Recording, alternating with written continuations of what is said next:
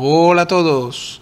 Bueno, pues creo que visto lo visto y el éxito incontestable que tuvo el anterior podcast, porque para las modestas números que manejo en mi canal, pues evidentemente, para mí lo de ayer, antes de ayer y creo que, bueno, hace 3 días que lo grabé o algo así, fue una avalancha impresionante. No sé si lo habéis visto más de 600 veces y sois como 7 o 8 suscriptores nuevos, a los cuales os doy la bienvenida. Y realmente ha sido pues asombroso, ¿no? Algo realmente muy especial, porque realmente no son muchas veces que suba yo un podcast y tenga esta cantidad de visitas, ¿no? Bien, pues visto lo visto, pues que como que veo que os interesan mis análisis políticos, pues haré el análisis postelectoral, ¿no? La resaca, como bien digo en el título, porque realmente pues bueno, ha sido, bueno, lo que estamos viviendo hoy es una auténtica resaca, ¿no? Una mala resaca además, ¿no? Y realmente nos hemos despertado pues con una España realmente con un cuadro clínico bastante interesante, ¿no? Bastante curioso. Y realmente, pues un poco, desgraciadamente, habéis podido comprobar que acerté de lleno. Supongo que, aparte del éxito que tuvo el análisis en sí, pues la pequeña coletilla final que dejé pronosticando se ha cumplido a rajatabla, ¿no? Por ello pongo la foto del señor Puigdemont en la portada de este podcast, porque es que realmente ha ganado él, ¿no? Por lo visto ha ganado finalmente el ganador más inesperado, ¿no? Ha ganado Puigdemont. Y era un poco, bueno, un poco, ¿no? Bastante improbable, ¿no? Antes de las elecciones que ganara Puigdemont, que no se ha ni siquiera presentado. Pero bueno, acerté de lleno en el análisis porque os dije que iba a ganar el pastiche, que iba a ganar Frankenstein, estaba claro. Quiero decir, España es una especie de Frankenstein desde la Guerra Civil y mucho antes, por haber sido uno de los pocos países europeos occidentales que no han sufrido ninguna revolución proletaria de ningún tipo, ni de izquierdas ni de derechas. Por lo tanto, evidentemente, ante tal situación, pues es el único país medieval que queda en el entorno europeo occidental. Es un país, digamos, claramente de corte claramente, o sea, que no ha hecho la evolución entre la Edad Media y lo que es la época moderna. Y por eso te puedes encontrar pues con cosas tan trasnochadas y tan raras, ¿no? Es la única explicación posible. La guerra civil, que todo el mundo la tiene como demasiado idealizada, no fue realmente una especie de revolución ni siquiera de extrema derecha al uso ni de extrema izquierda. Fue más bien un enfrentamiento contra carlistas de todo pelo y neomonárquicos y monárquicos de todo pelo contra, digamos, gente que no quería monarquía, básicamente, pero que no querían monarquía, pero que no sabían qué establecer o sea, querían una especie de república, algunos, a imitación de la República Francesa, me imagino, algunos querían algún pastiche por el estilo, pero nadie tenía muy claro qué es lo que quería realmente, porque es que está claro que, o sea, lo que tenían muy claro, no tenían nada claro todos los de izquierda, lo que querían hacer se significa básicamente en que veían bien la República Catalana dentro de la República Española, veían bien una especie de secesionismo también vasco, en fin. Cuando tú ves bien todo esto es que no se ha entendido nada de la izquierda. Entonces era una izquierda condenada al fracaso porque no podía aglutinar a la suficientemente gente y por eso se les levantaron los contrarios. Porque pasa exactamente igual que hoy en día. O sea, España no ha evolucionado nada en 100 años, absolutamente nada. Es decir, desde la Guerra Civil se han quedado parados en el tiempo, mucho antes de la Guerra Civil ya estaban parados. Y claro, es una pena, porque claro, tienes una especie de anomalía que es aprovechada desde la Guerra Civil. En la Guerra Civil, de hecho, ya fue aprovechada también largamente por las potencias extranjeras, todo el despropósito de España que ha quedado después de la España monárquica, claramente monárquica, católica y apostólica, que fue derrotada definitivamente en 1898, ha quedado una especie de erial, digamos, psicológico, erial moral, erial en todos los sentidos. Es decir, realmente la gente se ha quedado como huérfana. Franco fue una especie de intento de regresar a antes de 1898, con esa especie de nacional catolicismo trasnochado también. Y claro, De ahí que se producen resultados extraños uno tras otro. Digamos que, claro, nunca va a ser un país homologable, siempre será un país que podrá ser utilizado por cualquier potencia extranjera a nivel político, porque es que es un país, digamos, que no tiene claro su identidad propia, no tiene identidad. De hecho, España no tiene una identidad proletaria, no tiene una identidad, su élite tampoco tiene una identidad clara, sino es más que una especie de intento de repetir eternamente el nacionalcatolicismo para regresar a la España gloriosa de las colonias, ¿no? de los virreinatos, de los reinos y tal y cual. Entonces, claro, ante eso es complicado elaborar es complicado que las elecciones salgan bien. Es decir, claro, tienes un PP que no entendió nada, no entendió una polla, o sea, no entendió absolutamente nada. Es decir, vamos a ver, ¿cuándo queréis entender que si querías tener una mínima oportunidad de ganar las elecciones, vamos a ver, preséntate ante los españoles, es que para empezar tendría que haber participado Ayuso, que es la única en el PP que tiene las ideas claras, la única. Vamos a ver, tú te presentas a las elecciones diciendo, sí, voy a pactar con Vox, sí, ¿y qué? Ya está, no disimules, ni no vayas a un debate porque está Vox, ni todas estas polladas que has hecho, porque has perdido las elecciones por esto, fijo, a ver si me entiendes. Tú tienes que ir con la cara descubierta y decir que sí, que vas a pactar con Vox, porque es desgraciadamente, la única alternativa que te ha dejado Sánchez, después de haber pactado con ETA y con todo Dios para poder estar en el poder. Entonces, ante un comportamiento inmoral de Sánchez, que es el primero en haberlo hecho, y lo tienes que repetir hasta la saciedad, porque ha pactado con ETA, tú puedes pactar con muchísimas más razones morales con Vox, que a pesar de ser lo que son, de momento, Vox como tal, aunque sean herederos del franquismo y de muchas cosas que digamos que no fueron positivas en España, de momento no han demostrado o no han cometido ningún tipo de delito, ni contra el trabajador, ni contra el español común, ni contra las ideas, ni contra nada, de momento. Por lo tanto, tú puedes pactar con Vox con una fuerza moral muchísimo más, o sea, muchísimo más superior de largo a un pacto totalmente inmoral como el que va a repetir ahora Sánchez, probablemente. Aunque esta vez, claro, como depende de Puigdemont, y Puigdemont está más para allá que para aquí, pues ya veremos y está encerrado, digamos, en una burbuja muy extraña, tardo carlista y tardo todo, tardo nazi y tardo muchas cosas. Va a ser complicado a ver qué es lo que hace, ¿no? Pero digamos, saber lo que va a hacer al final. Porque, claro, la única condición que va a poner va a ser la mínima. Va a ser referéndum legal, y la máxima que le dé la independencia ya directamente. Así que digamos que va a ser complicado pactar con este sujeto y tal. Y o sea que el PP la única oportunidad que tiene de ganar, y si se repiten elecciones, que puede ser, porque con el cuadro que ha quedado podría ser, porque a Sánchez no le da para mandar, digamos, con gente normal, no le da. Con gente más o menos normal no le da, entonces va a tener que recurrir otra vez a ETA, Puigdemont y toda la morralla esta, pues claro, evidentemente va a ser complicado de establecer algo digno y algo que no acabe de quitarle los apoyos que tiene, ¿no? Y la gente alucina en el PP, en la derecha, el de los Santos, toda esta gente, porque no saben por qué el PSOE, digamos, se ha mantenido tan fuerte y tal y cual, habiendo cometido todos los atropellos que ha cometido. Bueno, por lo mismo, porque el PSOE y la izquierda española tampoco es que sea realmente una España patriota, proletaria y de izquierdas de verdad. Es una pastiche moral un poco extraño que no sabe muy bien por dónde moverse, como bien dice uno de mis veteranos suscriptores, al cual aprecio mucho, Pepe Electro, es heredera de una especie de anarquismo trasnochado también, totalmente infantil, porque el anarquismo de verdad, bien entendido, no es esto.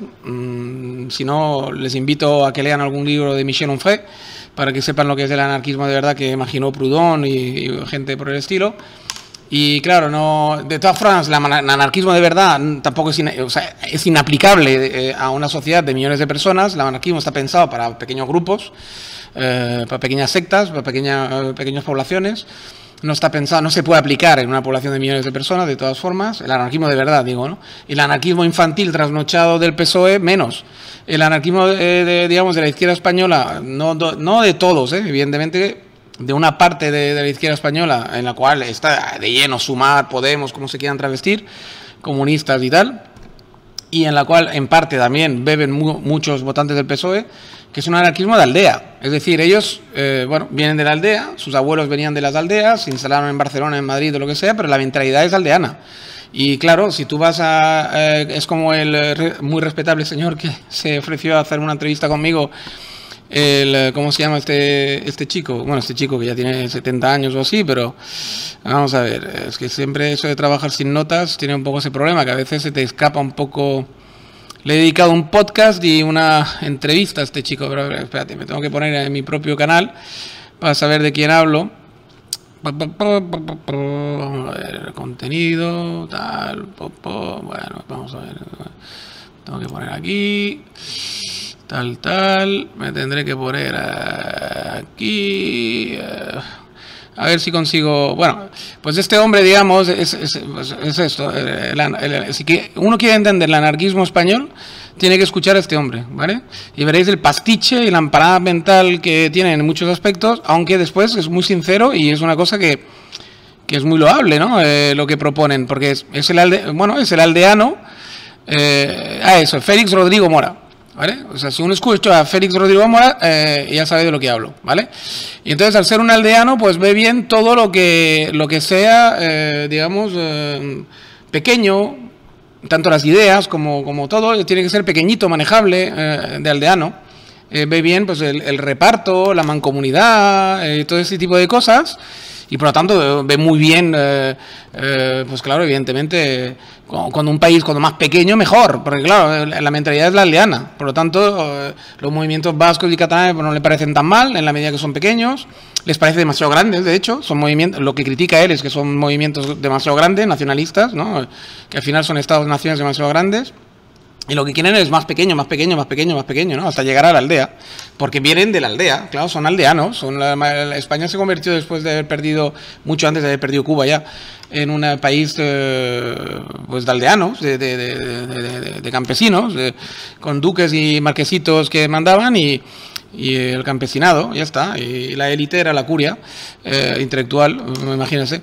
O sea, quiero decir que eso durante siglos, hasta casi llegar a la época moderna, cuando todos los demás países de nuestro entorno ya estaban en otras historias, aquí se seguía con aldea y con... Claro, pues entonces, claro, normal que lo que te encuentres es un... gente del siglo XXI, pero con mentalidad aldeana del siglo... bueno, ni se sabe, ¿vale? O sea que evidentemente pues esa gente votan en consonancia, es decir, pues claro, no se piensan de verdad que todo lo que sea mirar por hacer pequeñas comunidades les da seguridad, luego en el recuerdo tienen todo el rato Franco, se creen que España es Franco y de hecho, como no dan muestras tampoco claras, PP, desde luego un poquito más, Vox nada, de la derecha española no da muestras de haber progresado, digamos, claramente, de haber, digamos, no progresado, de haber superado el nacionalcatolicismo de una puñetera vez y ser un partido de derechas, de verdad, patriótico, nacionalista, pero con los tintes modernos, no con los tintes, digamos, de hace siglos y con tintes totalmente trasnochados. La izquierda española no consigue ganar tampoco de porque, claro, tú ves al Sánchez, ves al PSOE y da miedo. A una persona normal que piensa un poquito, con un poquito de independencia en su cabeza, da auténtico pavor. O sea, gente que es capaz de apoyar lo que sea, cualquier movimiento, por muy descabellado que sea, como el feminismo este 2.0 woke, con tal de mandar. Pues dices tú, madre mía, pues entonces, ¿en qué manos me voy a meter también, no? Entonces, claro, evidentemente, pues el voto se atomiza, se reparte, hay mucha gente que no va ni a votar o que vota en blanco, los más intelectuales o la gente que, digamos... Pero claro, es que es casi imposible así, de tener un gobierno español de verdad, que no dependa de nacionalismos periféricos es muy complicado, muy complicado. Entonces, claro, bueno, pues no sé, aquí el señor Puigdemont es de chiste, porque es de ser un país de chiste, que a nadie se le ocurre reformar tampoco la forma de votación que tenemos, la ley de Ont, esta o como la llamen, para quitarles el peso una vez por todas a que sea un hombre un voto. Digamos, España necesita un hombre un voto, claramente, para que no depender nunca más de vascos y catalanes. Aunque la otra forma de no depender de nacionalistas vascos y catalanes, independentistas y tal, sería sería de una vez por todas ser un poco moderno y ser un poco, pero eso es mucho pedir, ya lo sé, a Sánchez y a Feijóo, o sea, quiero decir, a PP y PSOE, sería hacer una gran coalición a la alemana, pero claro, para eso hay que tener conciencia patriota de verdad y pensar en el proletariado, pensar realmente en el pueblo. Y claro, ni PSOE tiene una mentalidad de pensar en el pueblo, ni el PP. O sea que, evidentemente, eso de hacer una coalición, vamos, lo ven como imposible. Claro, se ve imposible aquí,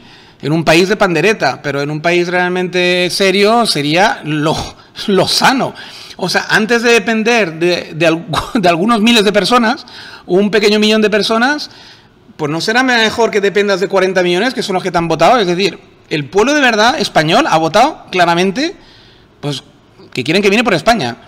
Pues no, porque hay un milloncito en el País Vasco menos y otro milloncito en el Cataluña, que cuentan sus votos como 4 millones por culpa de una ley electoral vergonzosa.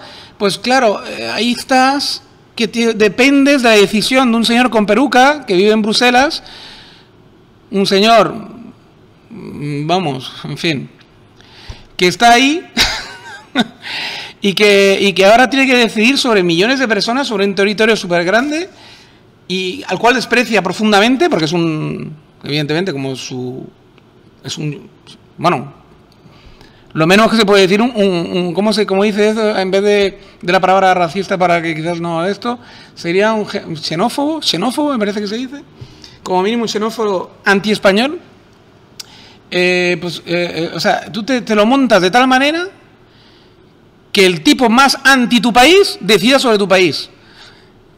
Bueno, eso solo puede pasar en España. Es decir, es una cosa que solo puede pasar en España. Sí, porque un patriota español puede estar equivocado, como Putin, por ejemplo, que es un patriota ruso, puede estar equivocado, puede tener razones moralmente, digamos, discutibles, pero mira para Rusia. Y al mirar para Rusia, aunque mire para él, evidentemente, ya lo sabemos, tal, pero al mirar para Rusia hace actos patriotas rusos.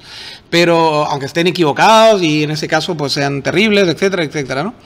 Pero es que aquí ni siquiera tenemos la oportunidad de tener un patriota equivocado. Es decir, es que realmente no hay patriotas. Entonces, claro, un país huérfano de patriotas, solo en un país huérfano de patriotas, sean estos con un pensamiento positivo o negativo tipo Putin, puede depender de alguien que no quiere el país. O sea, es como si Rusia dependiera de un checheno islámico, o como si Francia dependiera de un imán del extremismo islámico, digamos, del voto de ese extremista dependiera el futuro de Francia, o como si en Inglaterra del voto de, yo qué sé, del irlandés más trasnochado, anti-unionista y anti-inglés, dependiera su voto. O como si se lo hubieran montado tan mal en Alemania que el voto dependiera de, yo qué sé, es que no sé, de un neonazi o de una, yo qué sé, de la cosa más anti-alemana que podéis imaginar. Es que no sé qué más ejemplo daros. Es como si en México todo dependiese de yo qué sé, de un guatemaltés anti-mexicano, o como si todo dependiese de yo qué sé, de la última persona de la persona que más odie a Angola. El futuro de Angola estuviera en las manos de alguien que odia a Angola y que encima es racista. En fin, es un esperpento a niveles español solamente. O sea, solamente en España se puede alcanzar ese tipo de nivel de esperpento, ¿no? Por ser un país pues sin brújula, que la perdió hace mucho tiempo y que no supo encontrar otra, ¿no? Yo es la única explicación racional que doy, ¿no? Entonces, ¿qué hacer? ¿Qué os puedo...? Pues no lo sé. La verdad es que es complicado, muy complicado. Quizás sigo pensando que, bueno, o otorgáis, digamos, al PSOE, si se repiten las elecciones, 180, 190 escaños, y que de una puñetera vez no tengan que depender de nadie, y el Sánchez pueda hacer y deshacer a su antojo, o otorgáis al PP, pues eso, 190 escaños, es que es lo único que os puedo decir, o a la cosa PP Vox, 190 escaños, es que si no, no veo salida. La verdad, siempre estaréis en la misma trampa eternamente, como el Sísifo. Vais a repetir la misma trampa eternamente, quiero decir, o reformáis la ley de votación para que no dependa, para que el peso de los vascos y los catalanes sea el que realmente es, que es una minoría dentro del Estado español. Es que, claro, solo hay 3 soluciones: reformar la ley electoral, o que los españoles se pongan ya por una puñetera vez a votar de forma patriótica y den todo el poder a PSOE, a PP, el que más rayos dé, pero darle poder de verdad. O sea, quiero decir, votar una muñetra vez todos a uno u otro, pero dejaros de chorradas, porque está claro que estos dos no se van a poner de acuerdo nunca por otra chorrada muy española, pero bueno, en fin. Pues es así, claro, mi diagnóstico. Venga, espero que os haya gustado. Un saludo a todos, como digo siempre, cuidaros mucho y hasta el próximo podcast.